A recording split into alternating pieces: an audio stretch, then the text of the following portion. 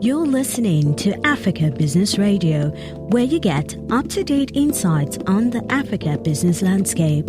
Log on to www.africabusinessradio.com. Your favorite shows are available as podcasts. Download them on our website and mobile app. Africa Business Radio, towards a profitable Africa. They are 1.8 billion globally. They will make 75% of workforce by 2025. They will outspace earnings of baby boomers in less than 10 years. Smartphones and tablets are the argument settlers and fact checkers for every conversation. Get more insights on African Millennials on Africa Business Radio, towards a profitable Africa. That's cool on the beat.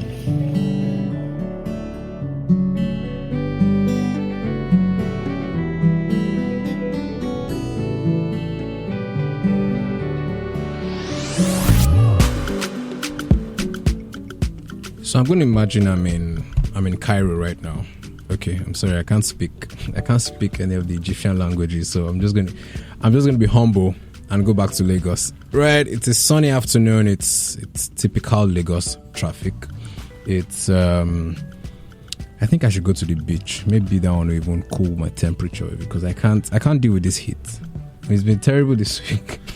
Is it a heat wave or something? Climate change and whatnot. All right, it's another edition of the African Millennial Radio Show on africabusinessradio.com. This is Tomi Wale. Same voice. Maybe, okay. I always have to introduce myself. I think my listeners might have known my voice by now, but nope. Still have to introduce myself. I'm Tomi Wale, and I'm about to have a very, very great time. And I think you're also about to have a very great time with an interesting person. Everybody I've always brought is always interesting, and I always say everybody I've always brought is very interesting. But then, Jide Taiwo. Yes, sir. How you doing, man? I'm very well, thank you. I'm very well. Nice to be here. Thanks for. All right. So about Jide Taiwo, let me tell you who I'm about to talk with. So Jide Taiwo is a media executive with a savvy for storytelling, who has spent the past decade working in the entertainment space. Currently, he serves as the Chief Content Officer of Boombuzz, the editorial and storytelling arm of Boomplay, Africa's largest music streaming service. Am I not so fortunate, so lucky, so blessed, so everything, offerings to the side right now? Am I work?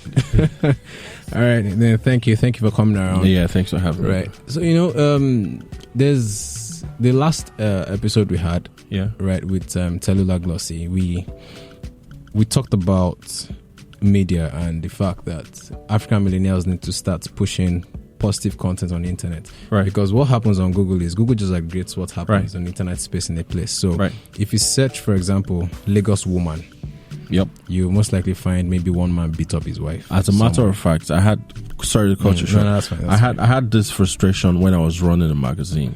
Right. And then we needed stock photos that showed Nigerians, but each time you entered the keywords Lagos, Nigeria, traffic or something, it's something very wild that you see, something very violent. You see people getting burned. I'm like, no, this is not okay. It happens, but this isn't what we see. We are exactly. So I agree with you on that one. So like, so we talked about that, right? Like maybe we individuals and everything need to start pushing clean content, right? So that when there's a search, right, it changes that thing. So for example, you search New York woman, for example, and then you would see maybe one woman smiling, looking all successful and things like that. But then you said Lagos woman, she's in stress, right? And so we also talked about the fact that, okay, you know what?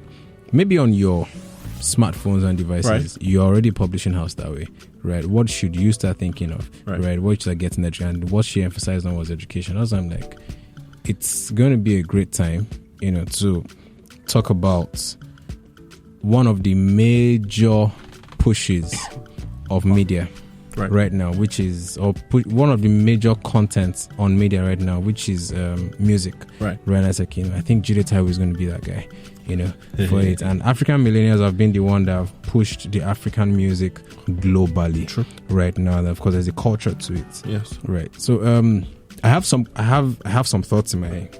Yes. But then let me just throw this to you. Yeah. This is 2019. So 2 decades ago would be 1999. I can remember it was Cisco Unleashed the Dragon. Yeah. It was playing everywhere. And then now it is Burna Boy and Davido's new album. Yes. Now see that jump, see that transition. Yeah. Can you maybe just give a breakdown of that spectrum from that time up to now? All right. So again, I think there was a gap that some of us at the time found frustrating. Mm-hmm. I call it the free Mandela era. Right. And then you had the late 80s and early 90s. There was a crop of reggae artists. Right. And their message was free Nelson Mandela. Right. And then as soon as Mandela was released, they pretty much didn't have much to say. Okay. That coincided with the Abacha years. Yeah. That people just wanted to survive. Right. But at the same time, we were a generation of young people that needed entertainment. We needed to be fixed. Mm-hmm. And then Tupac and Nas and Jay-Z and Cisco provided that for us. Right. But then there still were people that were slightly older than us that had a flair for music. Mm-hmm. I was a rapper in secondary school myself. Most of the people that I was friends with had a thing for music. Right. The folks that were older than us were already recording with their DJ sets and stuff. Yeah. So by the turn of the millennium, there had been a couple of guys that were already doing stuff. Kenny Ogungbe, for instance. Yeah. I forget his name now. D1. Kali Bay, people like that. Yeah, folks like that were already doing stuff. And then in as much as I don't advocate government interference and things like this, I think it was a government policy in the 2000s that really helped us that said you had to have 80% of Nigerian content on your media, radio, TV. Yeah. And that push allowed for people to now say, okay, so this is what I do. You had the airtime already anyway. Yeah. So that has only gotten better because once we had that opportunity that, okay, you listen to your Cisco, but you listen to more Two-Face and Azados. Afforded people the opportunity to come into the game. Investors saw, okay, there's X million of young people that we can use music to get. There were alcohol brands, there were telco brands. Again, telco brands were just springing up at the time. You had a youth market that was very large that you wanted to reach, and what better way to reach them than through music? So that has only gotten better over the years. See, now we don't complain about bad music videos anymore. We don't complain about bad songs, right? What we want is meaningful, for whatever reason, the lyrical content. But back in the day, it was people just wanted to be heard, and it's only gotten better. The internet also has helped. Some of the things that will take longer periods, you can record right now and put the music out right now. 20 years ago, it wasn't like that. Yeah. And the combination of these things, the government policy, the investments, the spread of the internet has only helped us get this far. Right. That's some interesting development. So some features had to come. What I call third-party features had to come, and then the entertainment producers or the entertainment sector now rode on those and then give us. That's very interesting. So now the culture of music, right? This era right now. So Africa, there's a new album out, Davido. How's that going? Hope you're enjoying it. Right. And then there was earlier this week, we got the news of Burna Boy. Yes. Getting the Grammy nomination. Right. Two years ago, I wasn't sure Burna Boy would have thought of that. I don't know. It's possible. I thought about it, but then people might not have seen it coming from Burna Boy. Right. Now, there were some debates on Twitter. Yes. Right. About people who started this movement and things like that. To the off the top of the head. Yes. Not in any particular order or anything. Yes. Right. Of course, Fela did that, took it to the world. I remember when we were younger, there used to be this video of Sonny Ade playing to some white folks and everything. This band having a mega show somewhere. I don't know what country that was.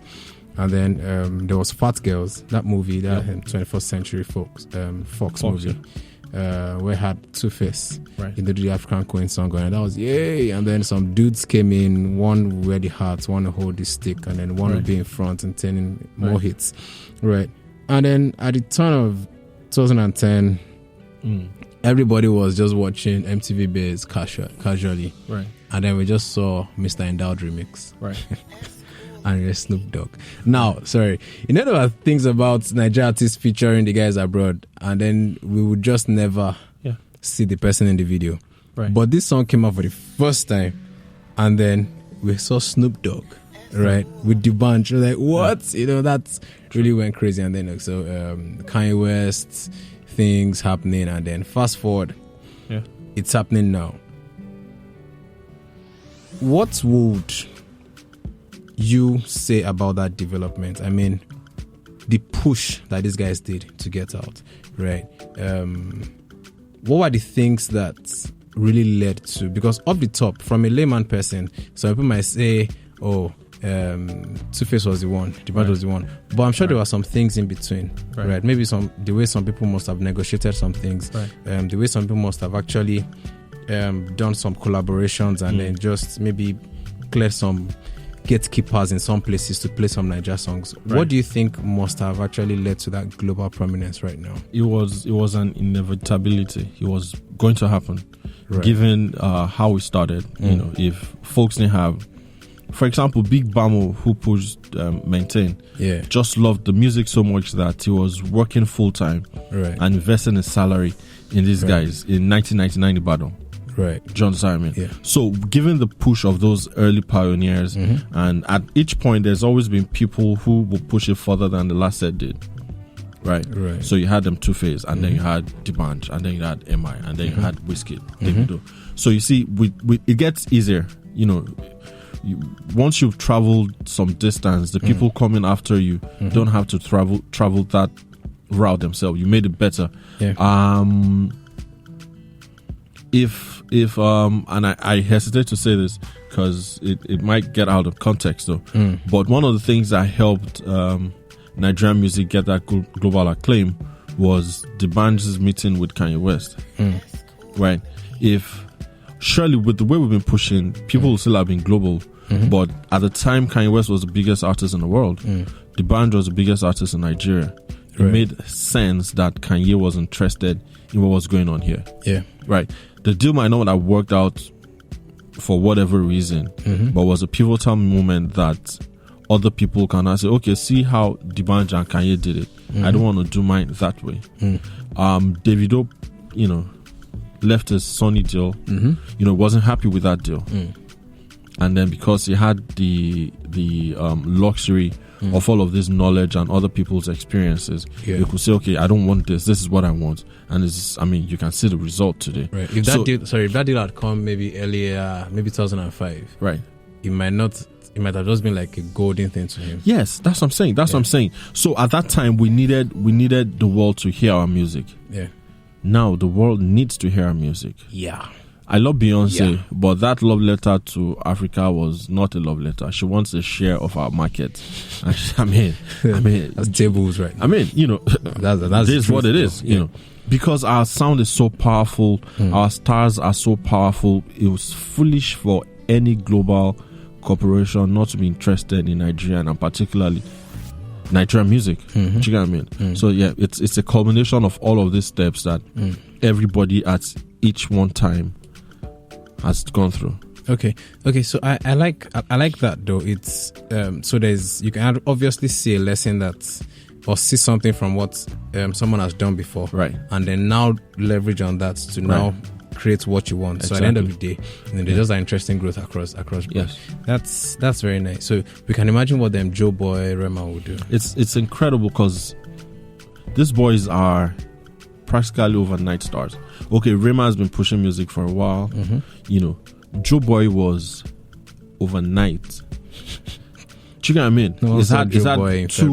He had 2 songs this year before his EP, and those were the 2 top songs in the country. Do you get what I mean? So it's incredible how, and again, kudos to people that have done it before him. Joe Boy met what's his name now, Mr. Easy, right? And then they had that thing with Empower. If Easy had not had his own experiences, he would not have had a platform that can work for an artist like Joe Boy. Right. So I mean, in as much as we are excited right now, we have no idea what the next 10 years holds for Nigerian music and our stars. So this is interesting. Now, I like the pop thing, right? The pop thing that Wizkid does, that Davido does, and everything. And then MI sort of got angry a bit at some point and said that you rappers should fix up your life, right? Because we enjoyed rap at some point, then pop came in and everything. So we see these Saudi guys. We see what's his name? AKA Casper Newes. Casper Newes. There's this young guy. I forgot his name. Oh no, I can't forget his name. I have his song. Yeah. The guy that Davido. How can we forget his name? I can see his face, now? But his name yeah, exactly. I can see his hair. Right. So we have that guy doing an interesting rap. Right. Then we have the guys from Ghana also. Okay. Now, when it comes to the listening culture, right?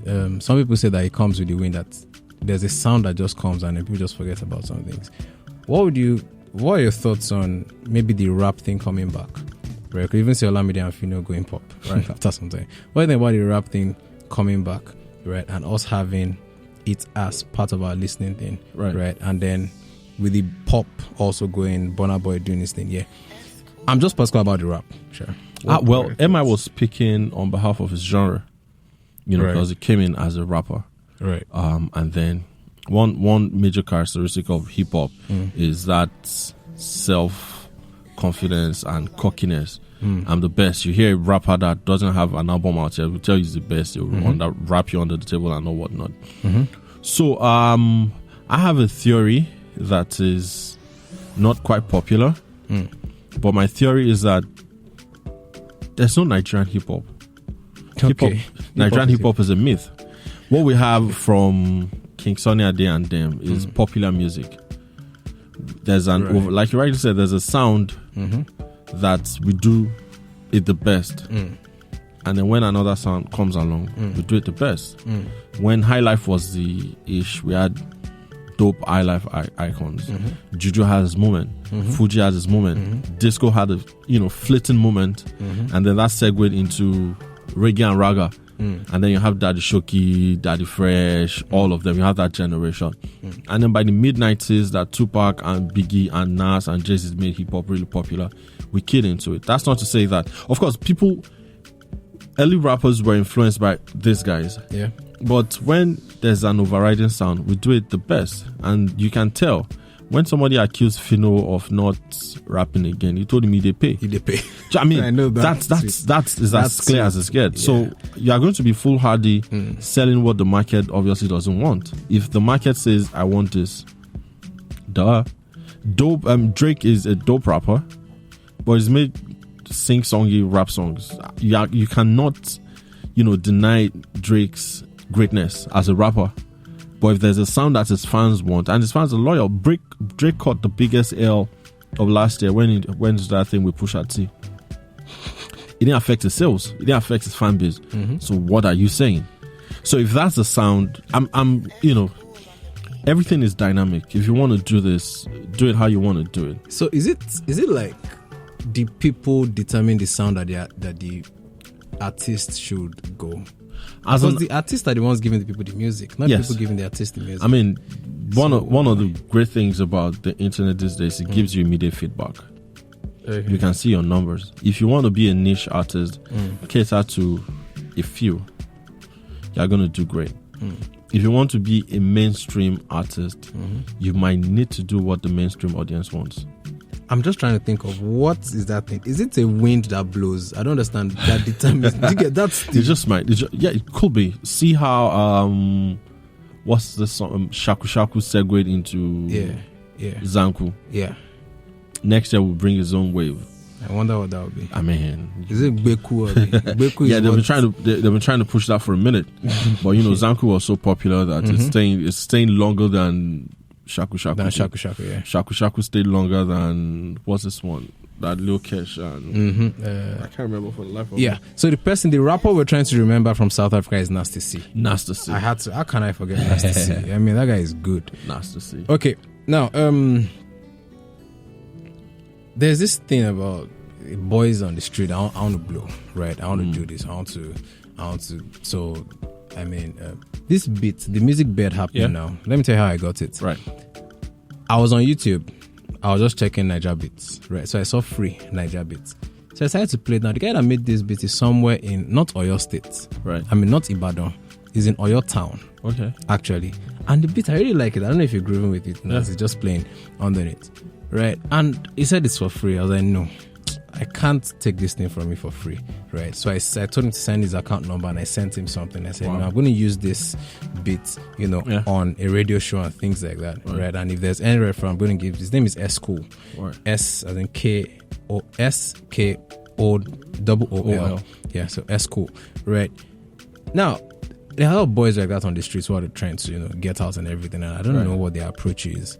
From what you are, from what you do, from knowledge of things, can you maybe just give a dude, this is how I think you should go about your music, right? There are so many do-it-yourself people happening right now. Right. Like there's this lady I was on Twitter with, and then she makes UI UX herself. She learns herself. So for those guys on the streets, how can they do things themselves to at least get their music known somewhere? Right. I mean, you just have to do it the way Jay-Z said. And I quote Jay-Z a lot. Jay-Z said, the same things that you ruined that made something doing. You could be from the streets, right, or you could choose to remain in the streets. The choice is yours. If you are from the streets, it means you have to learn the street savvy. You have to learn how people do things. So you have to get out of the street. There's a mentality that comes from being from the streets. Like, nah, I'm going to do it my way. Sometimes your way is not the right way. Right. So you have to be humble enough to learn what's the right way. Right. And then again, we live in 2019 on the cusp of 2020. All of the information is out there. Everything you need to record your music. There are platforms that you put your music on for free. The platform that I work for, Boomplay, will take your music on for free. We don't charge you. Okay. And then based on how good your music does, you get paid every quarter. It's out there. It's free. Do you get what I mean? Right. So people just don't know these things. And then if you're a professional, forget the fact that you're a musician. That means you're a professional musician. That means you have to find how the professionals do it. Seek the knowledge. It's out there. Wow. Do you get what I mean? For $100, you get enough data to do some research. It's right there. It's right there. All right, let's have a break, Jide, and then we'll be back in a bit. Yes, sir.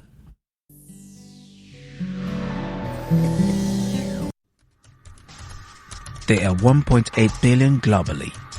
That will make 75% workforce by 2025. That will outpace earnings of baby boomers in less than 10 years. Smartphones and tablets are the argument settlers and fact checkers of every conversation. Get more insights on African Millennials on Africa Business Radio.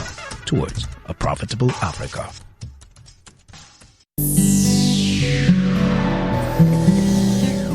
S Cool on the beat.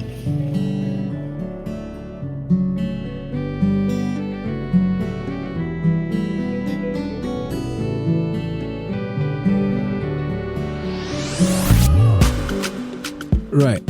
Welcome back, Jide. I mean, this. I wish this thing could go for 2 hours because I just seem to have a lot of things to talk about. Yeah. I'm very concerned about. I'm a brand consultant. Right. If it's not making money, it's not making sense. If I do music today and I put it on Not Just Okay or Too Exclusive or something, and it's downloaded for free, how do I make money? Now, that's where Boomplay comes in. You mentioned something just now that you bring this song I will give you. Nigerians don't buy music. Right. That's another cultural thing because we don't have disposable income. I'm not going to give you 15 naira now. Do you understand what I'm saying? But I need to listen to your song. Right. So, and then there are boys on the street too, at junctions, that give people music from, Right. What is Boomplay doing about that?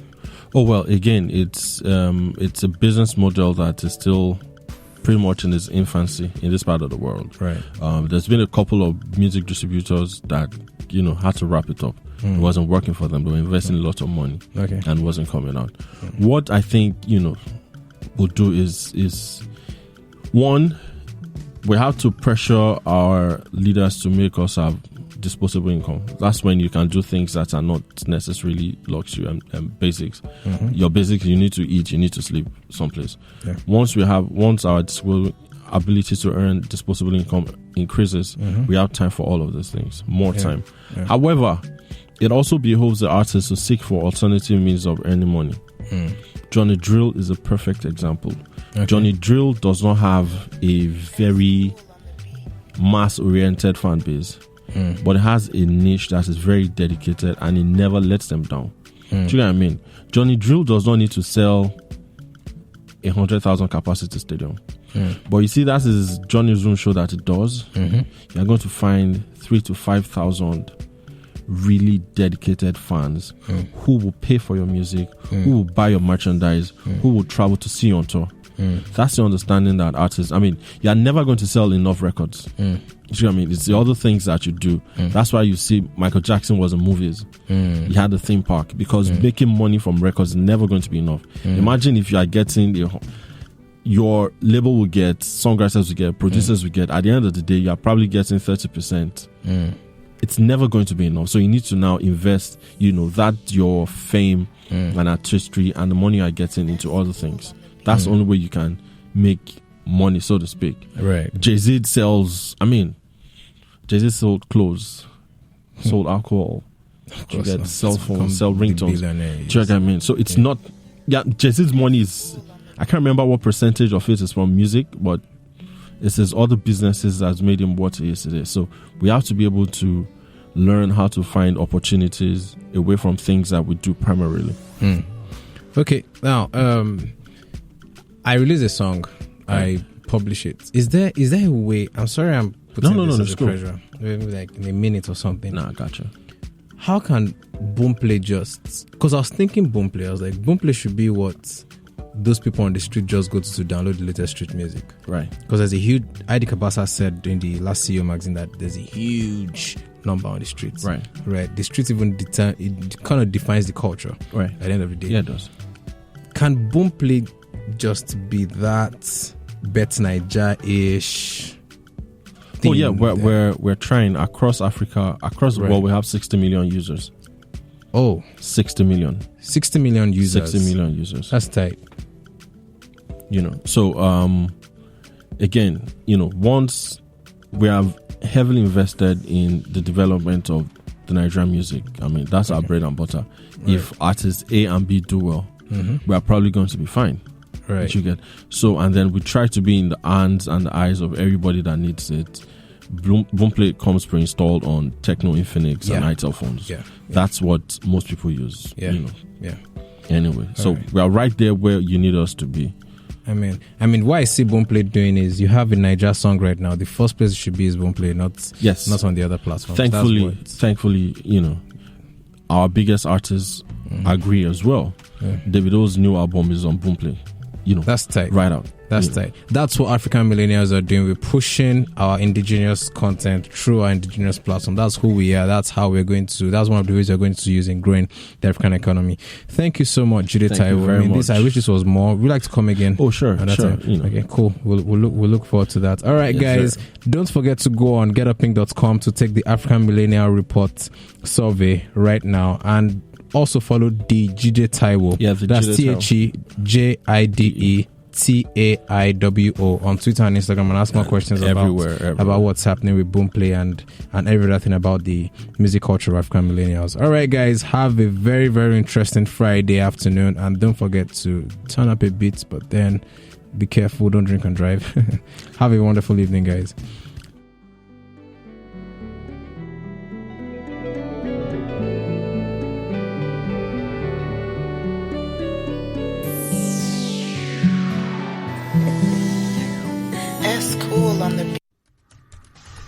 They are 1.8 billion globally. They will make 75% of workforce by 2025. They will outspace earnings of baby boomers in less than 10 years. Smartphones and tablets are the argument settlers and fact checkers for every conversation. Get more insights on African Millennials on Africa Business Radio, towards a profitable Africa. There are 1.8 billion globally. They will make 75% workforce by 2025. They will outspace earnings of baby boomers in less than 10 years. Smartphones and tablets are the argument settlers and fact checkers of every conversation. Get more insights on African Millennials on Africa Business Radio, towards a profitable Africa.